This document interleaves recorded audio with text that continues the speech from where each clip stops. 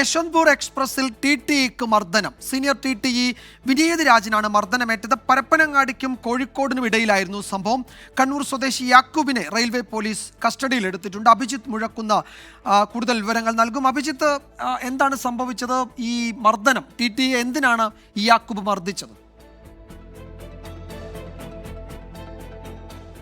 വിജയകുമാർ, ഇന്ന് രാവിലെ 8:30 ഈ സംഭവം നടക്കുന്നത്. യശ്വന്ത്പൂർ കണ്ണൂർ എക്സ്പ്രസ് പരപ്പനങ്ങാടിക്കും കോഴിക്കോടിനും ഇടയിൽ എത്തിയ സമയത്താണ് ഇത്തരമൊരു സംഭവം നടക്കുന്നത്. അതായത് S3 കോച്ചിലെ 51 നമ്പർ സീറ്റിൽ കിടന്നുറങ്ങുകയായിരുന്നു ഈ യാക്കൂബ്. ഇയാളുടെ കയ്യിൽ ഈ റിസർവ് കോച്ചിൽ എടുക്കേണ്ട ടിക്കറ്റ് ഉണ്ടായിരുന്നില്ല. അത് ഈ പരപ്പനങ്ങാടിക്കും കോഴിക്കോടിനും ഇടയിൽ വെച്ച് ടിടിഇയുടെ ശ്രദ്ധയിൽപ്പെടുന്നു. ടിടി ടിക്കറ്റ് ആവശ്യപ്പെടുന്നു. പക്ഷേ ഇയാളുടെ കയ്യിൽ ടിക്കറ്റ് ഇല്ലാത്തതിനാൽ തന്നെ ഇയാൾ ഈ ചോദ്യത്തിൽ പ്രകോപിതനായി ടിടിയുടെ കൈ പിടിച്ചു തിരിക്കുകയും ടിടിയെ കയ്യേറ്റം ചെയ്യുകയുമാണ്. ഒപ്പം തന്നെ ടിടിയുടെ കൈവശമുണ്ടായിരുന്ന ഈ റെയിൽവേക്കൊക്കെ ഉപയോഗിക്കുന്ന ഒരു ഉപകരണം ഇയാൾ നിലത്തെറിഞ്ഞ് തകർക്കുകയും ചെയ്തിട്ടുണ്ട്.